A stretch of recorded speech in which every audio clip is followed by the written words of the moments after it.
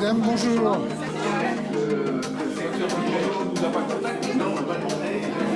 Bonjour.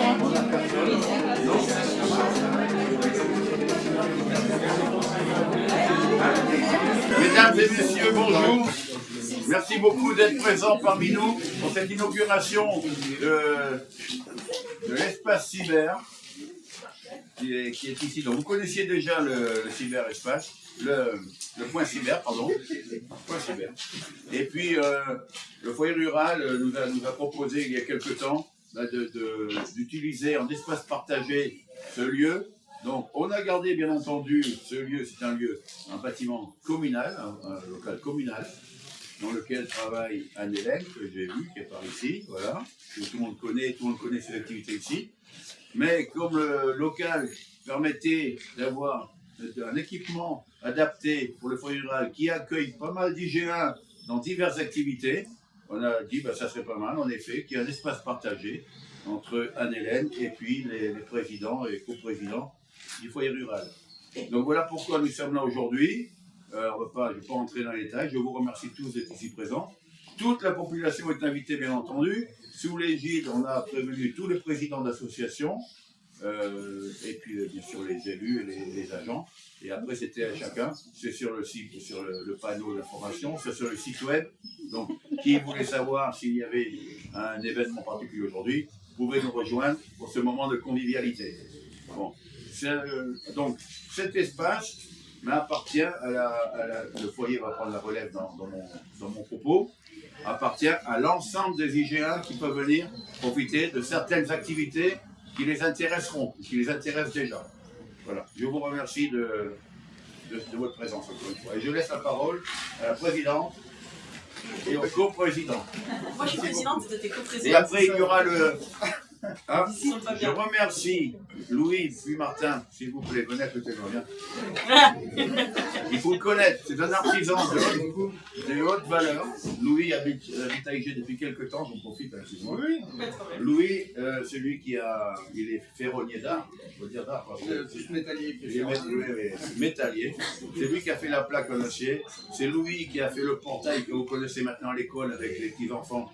Découpé au laser avec le toboggan, la balançoire, l'arbre et la trottinette. Et il a également fait l'entrée de l'école du côté de la cour. Donc tout ce qui est métallier, c'est lui.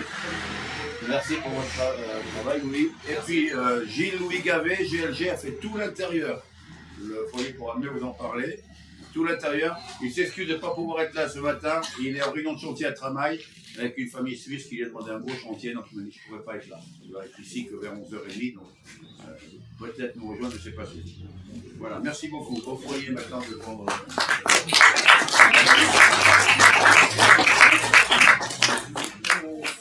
Donc bonjour à tous, pour ceux qui ne nous connaissent pas, Chloé et Franck, mais je pense que vu les gens qui sont là, 90% des gens le connaissent. Alexandre qui est notre trésorier et il y a quelques bénévoles qui s'y mêlent dans l'assemblée. Donc comme on vous a dit rapidement, je ne vous refais pas le truc, juste le cyber c'est un espace qui était un petit peu, je ne peux pas dire ça à l'avant-nous parce qu'Anne-Hélène nous dit vivre entre autres. Et justement, on s'était dit que c'était bien avec le renouveau du foyer de redynamiser cet espace et on a essayé de faire à l'image du foyer. Et d'ailleurs quelque chose qui soit intergénérationnel et qui soit sympa et dynamique. On espère que vous aimerez la décoration qui a été faite par Rachel et les élèves de dessin qui sont venus cet été peindre pendant 3 jours, donc enfants et adultes. Qu'est-ce que je peux vous dire de plus? Les activités. Alors, juste pour l'état d'esprit, ce n'est pas que le local du foyer, d'accord? C'était pas du tout dans cet état d'esprit qu'on l'a fait. On l'a vraiment fait parce que, grosse association avec la fédération, on a eu la possibilité d'entrer en lien avec la MSA, qui a accepté de nous verser une subvention de presque 10 000 euros, 9 000 euros. Donc, mais c'est bien pour IG. Donc toutes les associations sont les bienvenues de venir utiliser, au contraire, plus il vivra et mieux ce sera. À date, les activités qu'on a, c'est Anne-Hélène qui fait le cyber, donc le jeudi de 9h à midi, c'est ça, hors vacances scolaires. On a quelques stages pour enfants qu'on va venir faire là aussi, soit avec Anne-Hélène. On a des cours d'anglais avec Mira. Et qu'est-ce qu'on a d'autre? Pour l'instant, on n'a mis que ça réellement en place. Si vous avez des idées, si vous avez envie de faire quoi que ce soit, peut-être on verra d'autres activités qui vont venir. Mais voilà pour l'instant ce que j'ai à vous dire sur ça. Et c'est tout. Oui, peut-être juste remercier déjà la mairie qui nous a aidé aussi à aménager ce local. Remercier les partenaires, vous l'avez aimé ça. Qui a participé beaucoup financièrement et c'est un peu grâce à eux qu'on a pu lancer vraiment ce projet.